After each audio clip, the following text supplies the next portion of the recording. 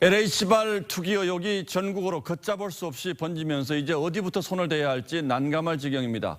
동시에 의혹의 시선은 시의원, 도의원 같은 지방의회 의원들에게도 쏠리고 있습니다. 어쩌다 전국이 이렇게 투기판처럼 변했고 의혹의 핵심은 뭔지 지금부터 하나하나 따져보겠습니다. 자, 윤슬기 기자, 오늘은 지도를 먼저 준비해왔군요. 네. 공직자 투기 의심이 있는 지역을 이 지도에 이렇게 표시한 것 같은데 대략 몇 군데입니까? 네, 현재까지 구체적인 투기 정황이 나온 주요 지역들을 정리하면 10곳이 넘습니다. 예. 정부가 발표한 광명, 시흥 등 수도권 5개 지역 외에도 세종, 부산, 광주, 김해, 대구, 창원, 청주 등 7곳입니다. 대체적으로 빽빽하게 심어진 나무와 조립식 주택이 눈에 띄는 공통점이 있죠. 예, 그러니까 처음에 문제가 됐던 이 광명이나 시흥 지역과 비슷한 풍경인데, 자, 묘목 심어놓은 것, 집 지어놓은 것, 이것 말고 의심스러운 정황은 또 뭐가 있습니까? 네, 평소에는 거래가 뜸하다 이 개발 지역 발표 직전 갑자기 거래량이 급증하는 것도 공통점 중에 하나입니다. 예를 들어 세종시 연서면 와촌리의 경우 스마트 국가산업단지 예정지로 발표된 건 2018년 8월인데요. 국토부 실거래가 조회 결과 그 직전 1년 동안 거래량이 110건이었습니다.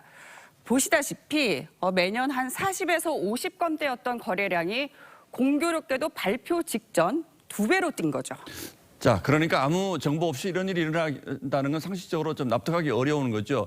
자, 그런데 국토부라든지 LH 같은 데 말고 또 누가 이런 정보를 미리 알 수가 있습니까? 네, 상식적으로도 해당 지방의회의 의견을 듣지 않고 지역을 개발한다는 건 불가능한 일이죠. 국토계획 등의 법률에도 국토부 장관이나 시도지사가 광역도시계획을 수립하려면 이 계획안을 반드시 시도의회 또는 군의회에 보내서 의원들의 의견을 청취하게 돼 있습니다. 예. 지역 민심의 대표자로서 당연히 해야 할 일이지만 막상 현장에선 부작용도 만만치 않다는 전문가들의 지적이 큽니다. 의원들이 지역의 유지이고 기업가들과의 관계가 아주 밀접하기 때문에 토착 건설회사라든지 유지들한테 정보가 공유되는 것은 불문가지. 예, 그렇다면 이번 전수조사 대상에 광역의원을 비롯한 지방의원들도 포함시킬 필요가 있겠군요. 그렇습니다.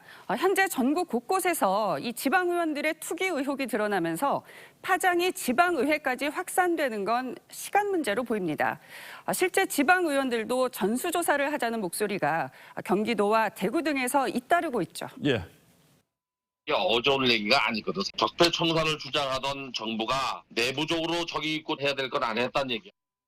예, 총리는 폐가망신이라는 표현을 썼습니다만 특별법을 만들어서라도 이번 기회에 부당이득을 얻은 사람들은 철저히 추적해서 처벌하고 또 그 부당이득을 환수하는 이게 바로 가장 근본적인 대책이 아니겠습니까? 그렇습니다. 예, 윤슬기 기자 잘 들었습니다.